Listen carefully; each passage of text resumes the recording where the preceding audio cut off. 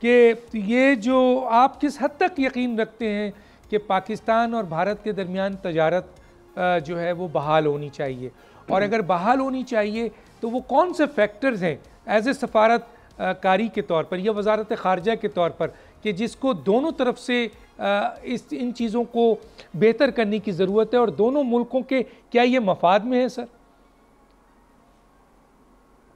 دیکھیں ڈاکٹر صاحب، یہ سوال مجھے 2 مہینے پہلے لندن میں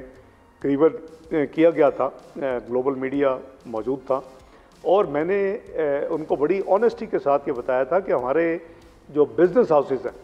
جو ہمارے چیمبرز ہیں، ان میں سے کئی لوگ، میں سب کو نہیں کہہ رہا، وہ یہ ٹائم اینڈ اگین، میں پریزیڈنٹ لاہور چیمبر بھی رہا ہوں آج سے الحمدللہ 32 سال پہلے، مجھے پتہ ہے کہ business community how they think, تو وہ بار بار یہ کہتے ہیں کہ چیزیں تو وہاں سے آتی ہیں لیکن آتی ہیں وایا دبئی، آتی ہیں وایا سنگاپور، آتی ہیں وایا چائنا، اور اس میں فریٹ اور ٹرانسشپمنٹس انوالو ہوتی ہے، اور وہ مہنگی چیزیں پڑتی ہیں پاکستان میں آ کے، الٹیمیٹ تو کنزیومر کو چیزیں وہ ملتی ہیں اور وہ پے کرتا ہے، وہ ظاہر ہے کہ بزنس مین جو ایکسٹرا فریٹ دے رہا ہے وہ اپنی جیب سے تو نہیں دے رہا۔ تو اس حوالے سے میں نے بڑی آنیسٹ ایک کینڈیڈ اسٹیٹمنٹ دی تھی ایمانداری کے ساتھ کہ دیکھیں میں پاکستان میں جب جاؤں گا تو ہم اپنے جو بزنس جو ہاؤسز ہیں، جو ہمارے چیمبرز ہیں، ہمارے ٹریڈ ہاؤسز ہیں، ان سے ہم بات کریں گے، ہم سینس لیں گے، اور اس کے بعد پھر جو پاکستان کے سٹیک ہولڈرز ہیں، دیکھیں یہ کوئی آسان کام نہیں ہے۔ اگست 2019 کے بعد کافی حد تک معاملات خراب ہو چکے ہیں جو کہ ٹھیک ہو سکتے تھے، اور اگر وہ آن ٹریک رہتے ہمارا ہمسایہ ملک تو، لیکن بدقسمتی یہ ہے کہ اس کا جو پازیٹیو جو جواب آنے کے، میں نے کہا تھا ہم کولیکٹیولی فیصلہ کریں گے تمام سٹیک ہولڈرز، فارن منسٹری یا فارن منسٹر اکیلا فیصلہ کرنے والا کوئی نہیں ہے، اور پھر کابینہ ہوگی، سٹیک ہولڈرز ہوں گے۔ تو